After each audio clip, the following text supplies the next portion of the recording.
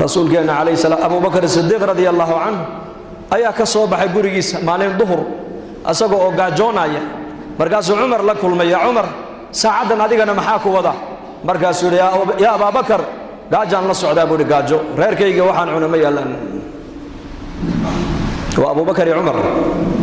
labadoodii ba israaci ayagoo magaalada Madiina dhex wareegaya waxay arkeen nabiyullaahi Muhammad alayhi salaatu wassalaam markaasuu nabigu ku yiri maxaa saacadan in wada waqti dhahira weeyaan markaas ay yiraahdeen al-juu' ya rasuulallah gaajaan banaanka ugu soo baxnay yiraahdeen qalada waa dhex fadhi kari weynay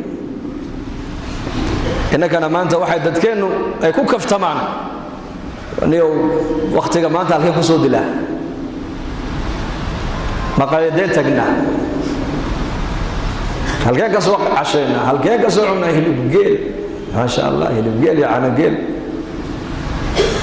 imaam al-anbiya alayhi salatu wassalam iyo labadiisii saaxiib Abu Bakr iyo Umar saddexdoodii magaalada Madiina ay iskaga soo horbaxeen waqti dhahira markaasuu nabigu leeyahay Abu Bakr iyo Umar saacadan waa xilli kulul maxayni wada markaas ay yiraahdeen al-juu' ya rasuulallah gaajo ayaan wada gaajo gaajadu ceeb maaha gaajadu dib u socodnimo maaha baa moodaya gaajadu inay tahay dib u dhac wallahi buu nabigu anigana igama soo saarin aqalkayga ilaa waxa inaka niga soo saaray mooyaan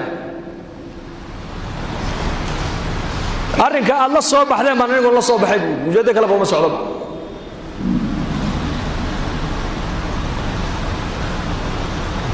waa israaciil nin saxaabi ay u tageen ninkii saxaabigii baa nabiga Abu Bakr iyo Umar marti qaaday waa cunto yar oo maalinta ay cunaan markay heleen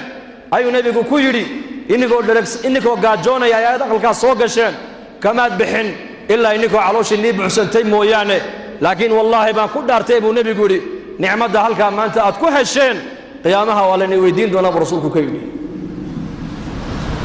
waa maalin kaliya ون صحابي والنبي محمد أبو بكر يا عمر ومرتق هذا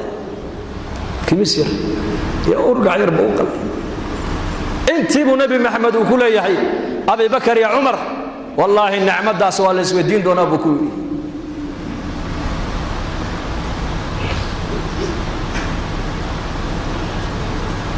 كم يا ما أنت إلهي إنك إنه نعمة إلهي اسمه إجني dadku maanta inta ka maqan bay eegayaan nicmada intay haystaan ma eegaan nicmada diintana waa la weydiin doonaa nicmadan ma aragtaan iijaadka iyo nicmatul imdaadna labadaasba waa la weydiin doonaa